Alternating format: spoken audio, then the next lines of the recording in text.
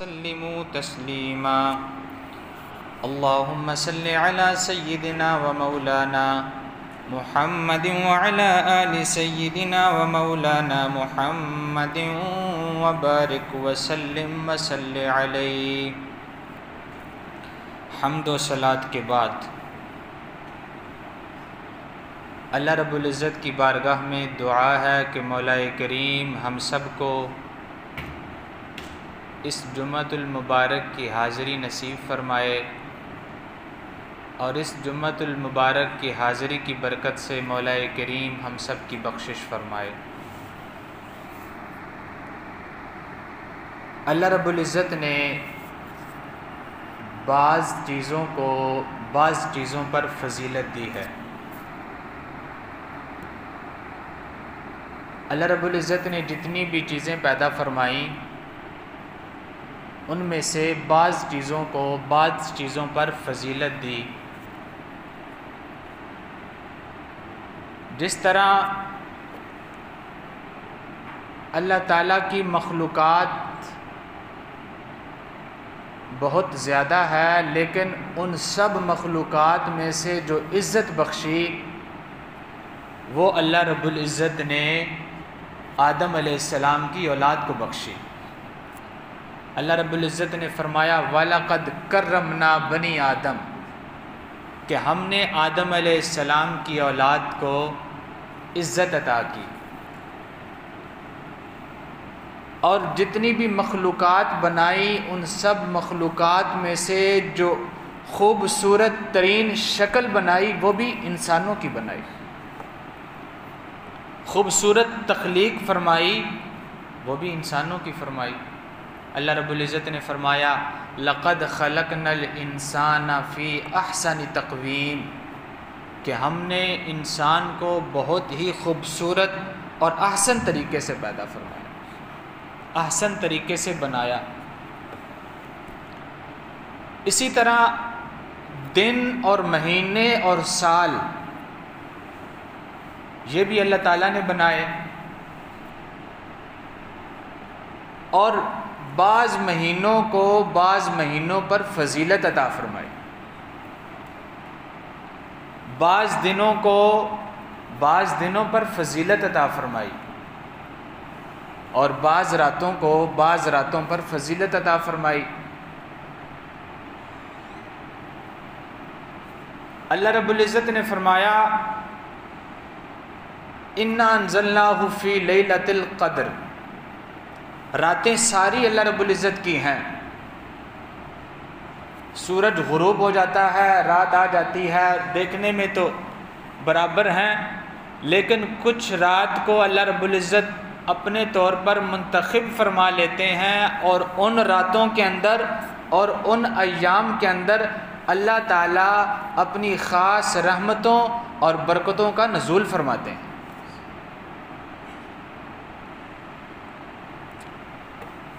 اللہ رب العزت نے اپنی پاک کلام کے اندر فرمایا اِنَّ عِدَّةَ الشُّهُورِ عِنْدَ اللَّهِ 12 شَهْرًا فِي كِتَابِ اللَّهِ، بے شک عدت الشہور مہینوں کی گنتی، ان عدت الشہور عند اللہ، اللہ کے ہاں 12 شہرن، وہ 12 مہینے ہیں۔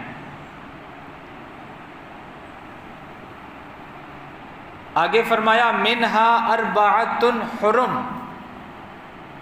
یوم خلق السماوات والارض منہا 4 حرم، اور ان میں سے 4 مہینے وہ ہیں کہ جن کو اللہ تعالیٰ نے عزت والا بنایا ہے۔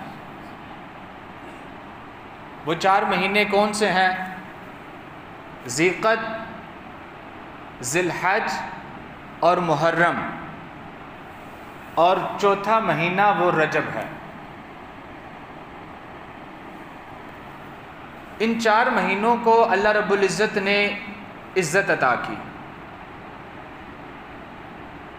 یہ مہینے اور اب آگے کیوں عزت عطا کی گئی؟ اس میں حج کیا جاتا ہے 3 مہینوں کے اندر، اس وقت دور دور سے قافلے آتے تھے، 1 مہینہ پہلے چلتے، ذی الحج کے مہینے میں وہاں پر پہنچتے، حج ادا کرتے اور پھر واپس جاتے، اور رجب کے مہینے میں لوگ عمرہ کیا کرتے تھے۔ تو اسی طرح بے شمار چیزیں دیکھ لیں، نبیوں پر بھی اللہ رب العزت نے ہمارے نبی کریم صلی اللہ علیہ وآلہ وسلم کو فضیلت عطا کی۔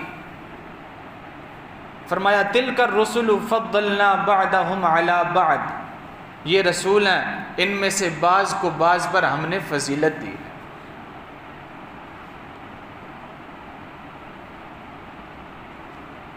عشرہ ذی الحج، ذی الحج کے جو پہلے 10 دن ہیں، ان کے بارے میں اللہ رب العزت نے فرمایا والفجر، فجر کی قسم، ولیال عشر، اور 10 راتوں کی قسم، والشفع والوتر، جفت کی قسم اور طاق کی قسم۔ اللہ رب العزت نے قسم کھا کر جس بات کا تذکرہ فرمایا، اس کا مطلب یہ ہے کہ وہ بات بڑی اہم ہے۔ فرمایا والفجر، فجر کی قسم، ولیال عشر، اور 10 راتوں کی قسم۔ وہ 10 راتیں کون سی ہیں؟ وہ 10 راتیں ذی الحج کی پہلی 10 راتیں، ان کی قسم اللہ رب العزت نے کہی۔ جب ذی الحج کا مہینہ سٹارٹ ہوتا ہے، پہلی ذی الحج سے لے کر 10 ذی الحج تک، ان 10 دنوں کو اللہ رب العزت نے بہت ہی زیادہ فضیلت، بہت ہی زیادہ عظمت عطا فرمائی۔ کیوں؟ اس وجہ سے کہ اس میں اللہ تعالیٰ کی رحمتوں کا نزول ہوتا ہے، اللہ تعالیٰ کی برکتوں کا نزول ہوتا ہے۔ والشفع، اس سے مراد قربانی کے دن ہیں، اور والوتر سے مراد عرفہ کا دن ہے، جس دن لوگ حج ادا کرتے ہیں۔ ان سب چیزوں کی اللہ رب العزت نے قسم کھائی۔ اور حضرت سیدنا جابر رضی اللہ تعالی عنہ سے روایت ہے، فرماتے ہیں کہ رسول اللہ صلی اللہ علیہ وآلہ وسلم نے ارشاد فرمایا افضل ایام الدنیا ایام العشر، دنیا کے افضل ایام میں سے جو سب سے زیادہ افضل دن ہے وہ ذی الحج کے مہینے کے پہلے 10 دن ہیں۔ اور ایک اور روایت کے اندر حضرت عبداللہ ابن عمر رضی اللہ تعالی عنہ روایت کرتے ہیں، فرماتے ہیں کہ رسول اللہ صلی اللہ علیہ وآلہ وسلم نے فرمایا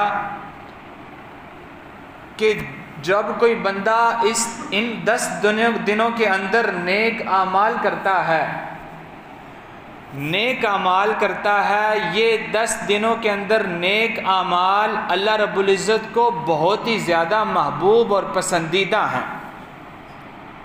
اگر کوئی بنسبت اس کے کسی اور دنوں میں اللہ رب العزت کے بارگاہ میں کوئی نیک عمل کرتا ہے تو اللہ رب العزت کو وہ عمل اور اس عمل میں ان اعمال، ان 10 دنوں کے اندر جو اعمال کیے جاتے ہیں ان اعمال کو اللہ رب العزت بہت زیادہ پسند کرتے ہیں اور اجر میں بھی اضافہ فرما دیتے ہیں۔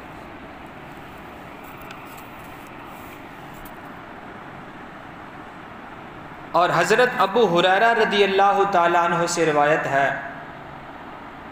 فرماتے ہیں کہ رسول اللہ صلی اللہ علیہ وآلہ وسلم نے فرمایا کہ اللہ رب العزت کو ذی الحج کے پہلے 10 دنوں کی عبادت بہت زیادہ محبوب اور پسند ہے۔ جو کوئی ان 10 دنوں کے اندر، 10 دن میں سے جو عید کا دن ہے اس دن تو روزہ نہیں رکھتے، 9 دنوں کے اندر جو بندہ روزہ رکھے گا عشرہ ذی الحج کے پہلے 9 دنوں میں سے کسی ایک دن کا کوئی روزہ رکھے گا تو رسول اکرم صلی اللہ علیہ وآلہ وسلم نے فرمایا اللہ رب العزت اس کو پورے 1 سال روزے رکھنے کا ثواب عطا فرمائے گا، 1 روزہ۔ اور جس نے 9 روزے رکھے تو اللہ رب العزت اس کو 9 سال کے روزے رکھنے کا ثواب عطا فرمائے گا۔ اور آگے فرمایا کہ جو ان راتوں کے اندر قیام کرے گا اللہ رب العزت اس کو لیلۃ القدر میں قیام کرنے کے برابر ثواب عطا فرمائے گا۔ کیوں؟ اس وجہ سے کہ ان راتوں کی قسم اللہ رب العزت نے کھائی ہے، وَلَيَالٍ عَشْرٍ، لیل عربی زبان میں رات کو بولتے ہیں، اور وَلَيَالٍ اس کی جمع ہے کہ ان 10 راتوں کی قسم۔ ان 10 دنوں کو فضیلت کیوں ملی؟ اس وجہ سے ملی کہ ایک تو ان 10 دنوں کے اندر اللہ رب العزت نے اپنے دین اسلام کو مکمل فرما دیا۔ فرمایا الیوم اکملت لکم دینکم واتممت علیکم نعمتی وردیت لکم الاسلام دینا۔ یہ جو آخری آیت نازل ہوئی وہ انہی 10 ایام کے اندر نازل ہوئی۔ فرمایا الیوم اکملت لکم دینکم، آج کے دن دین مکمل کر دیا گیا، واتممت علیکم نعمتی، اور اللہ رب العزت نے اپنی نعمت کو تم پر مکمل کر دیا، وردیت لکم الاسلام دینا، اور تمہارے لیے دین اسلام کو پسند فرما لیا۔ دوسری وجہ اس میں لوگ دور دراز سے آ کر اللہ رب العزت کے گھر کا حج کرتے ہیں۔ ذی الحج کے مہینے کے اندر حج رکھا گیا، جس ان ایام کے اندر اللہ رب العزت کی خاص رحمتیں اور خاص برکتیں نازل ہوتی ہیں، جب ہر کوئی اللہ کے گھر میں کھڑے ہو کر اور یہ الفاظ پکار رہے ہوتے ہیں، لبیک اللہم لبیک لا شریک لک لبیک ان الحمد والنعمت لک والملک لا شریک لک لبیک اللہم لبیک۔ لوگ پکارتے ہیں، جب یہ آواز لگتی ہے تو اللہ رب العزت کی رحمتوں کا نزول ہوتا ہے۔ اس وجہ سے بھی ان 10 دنوں کو فضیلت عطا کی گئی۔ اور تیسری وجہ یہ ہے کہ اس میں حضرت ابراہیم علیہ السلام کی سنت کو لوگ ادا کرتے ہیں، قربانی کو رکھا گیا۔ اس وجہ سے بھی ان 10 دنوں کو اللہ رب العزت نے فضیلت عطا فرمائی۔ حضرت عائشہ رضی اللہ تعالی عنہا سے روایت ہے، وہ فرماتی ہیں کہ رسول اکرم صلی اللہ علیہ وآلہ وسلم نے ارشاد فرمایا کہ جس دن اللہ رب العزت جہنم سے سب سے زیادہ لوگوں کو آزاد کرتے ہیں، جس دن جہنمیوں کو آزادی ملتی ہے، اللہ رب العزت اپنی رحمت سے اپنے فضل سے لوگوں کو جہنم سے نکالتے ہیں کثرت سے۔ جس دن کو جہنم سے لوگوں کو نکالا جاتا ہے وہ 9 ذی الحج کا دن ہے، عرفہ کا دن ہے۔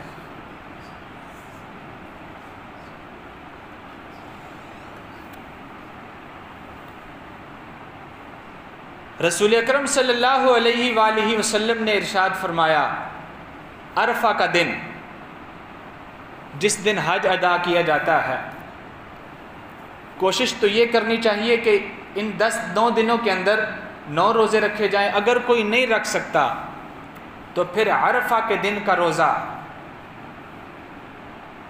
اس کو رکھنا چاہیے۔ رسول اکرم صلی اللہ علیہ وآلہ وسلم نے ارشاد فرمایا کہ مجھے اللہ رب العزت کی رحمت سے امید ہے کہ جو بندہ عرفہ کے دن کا روزہ رکھے گا، 9 ذی الحج عرفہ کے دن کا روزہ رکھے گا، اللہ رب العزت اس کے 1 سال کے پچھلے اور 1 سال کے آنے والے گناہوں کو معاف فرما دے گا، پچھلے سال کے بھی اور آنے والے سال کے بھی صغیرہ گناہوں کو معاف فرما دیتا۔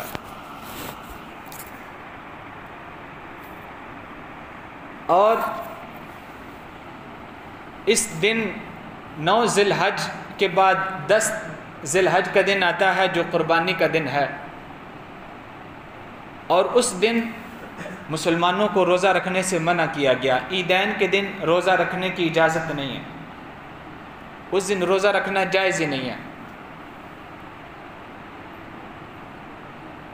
اور اللہ کے نزدیک سب سے جو عظمت والا دن ہے وہ قربانی کا دن ہے، 10 ذی الحج کا دن ہے۔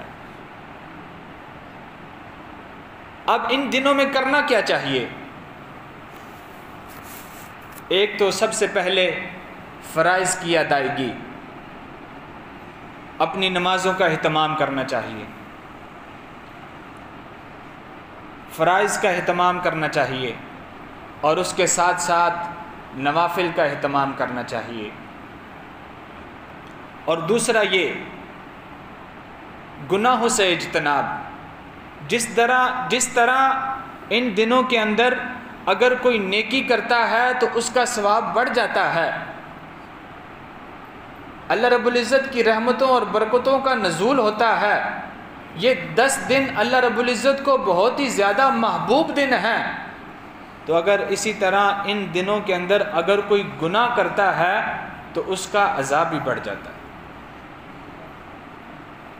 اللہ رب العزت نے اپنی پاک کلام کے اندر فرمایا، جہاں پر یہ مہینوں کا تذکرہ فرمایا، آگے فرمایا فَلَا تَظْلِمُوا فِيهِنَّ أَنفُسَكُمْ، ان دنوں کے اندر اپنے نفسوں پر ظلم نہ کرنا۔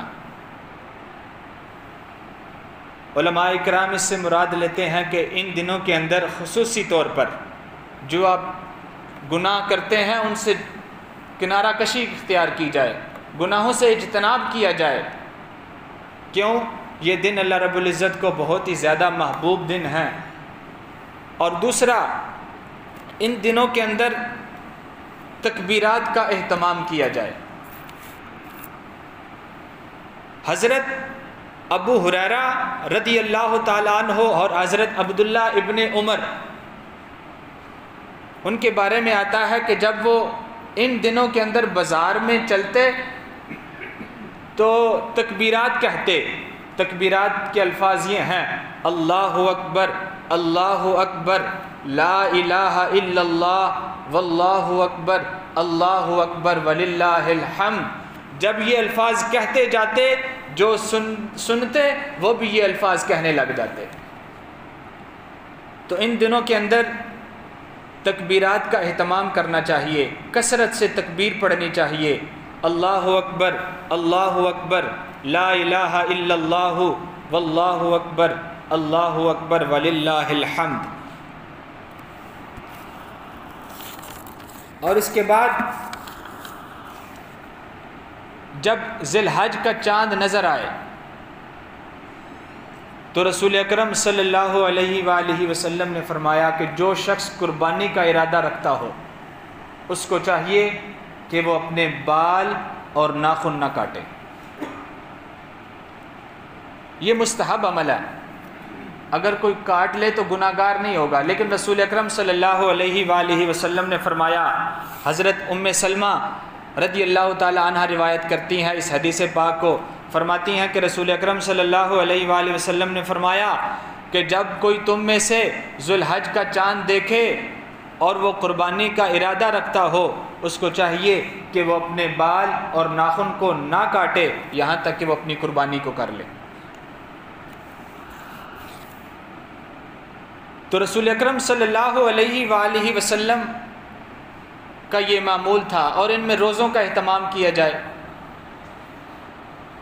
رسول اکرم صلی اللہ علیہ وآلہ وسلم کا یہ معمول تھا جو ساری زندگی رہا کہ آپ صلی اللہ علیہ وآلہ وسلم ذوالحج کے 9 روزے، یوم عاشورہ کا روزہ، ہر مہینے کے 3 روزے، پیر اور جمعرات کے دن کا روزہ رکھتے تھے۔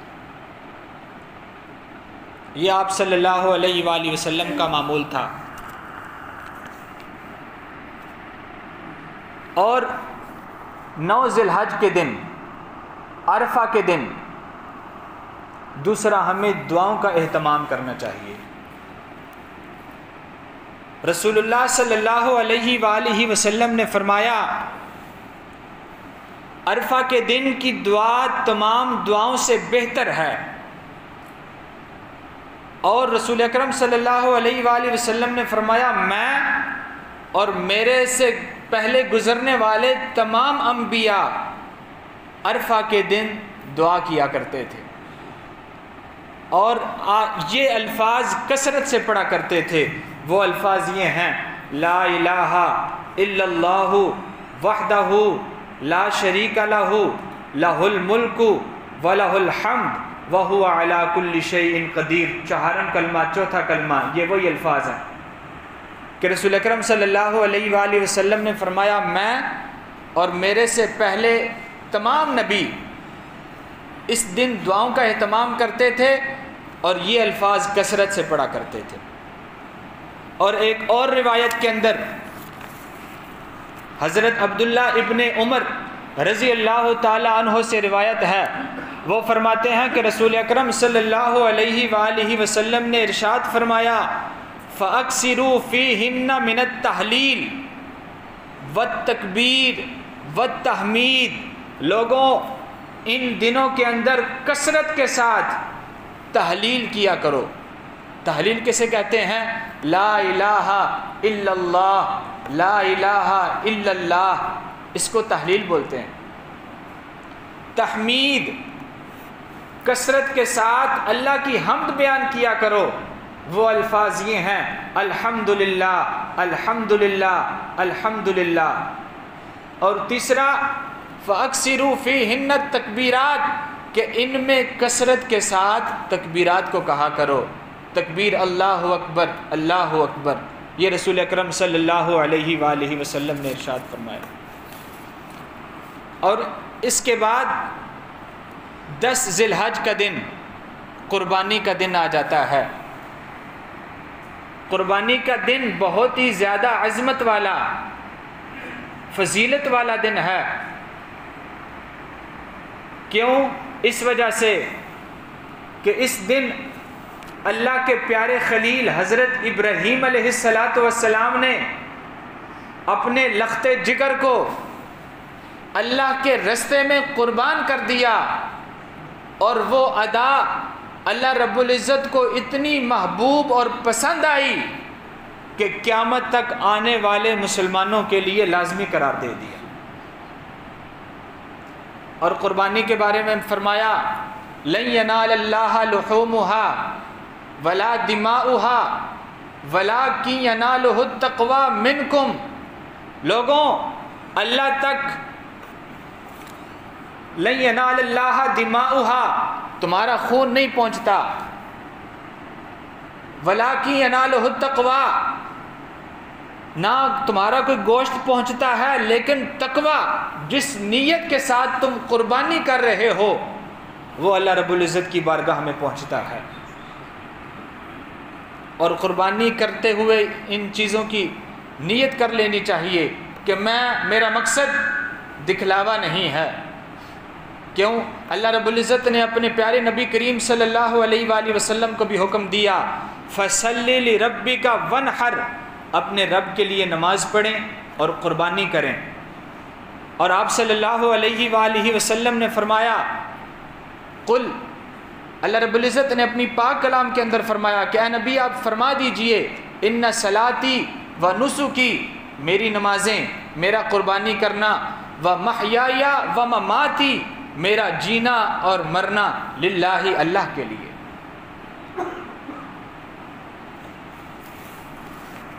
تو قربانی کا اہتمام کرنا چاہیے۔ اور قربانی کی کچھ شرائط ہیں قربانی کس پر واجب ہے؟ مسلمان پر واجب ہے، غیر مسلم پر قربانی واجب نہیں ہے۔ مقیم پر، مسافر پر قربانی واجب نہیں ہے، جو رہنے والا ہو مقیم ہو اس پر قربانی کرنا واجب ہے۔ بالغ پر قربانی واجب ہے، نہ بالغ چھوٹا بچہ اس پر بھی قربانی کرنا واجب نہیں ہے۔ اور تیسری اور اہم شرط صاحب نصاب، صاحب نصاب ہونا شرط ہے، جو صاحب نصاب نہیں اس پر بھی قربانی کرنا واجب نہیں۔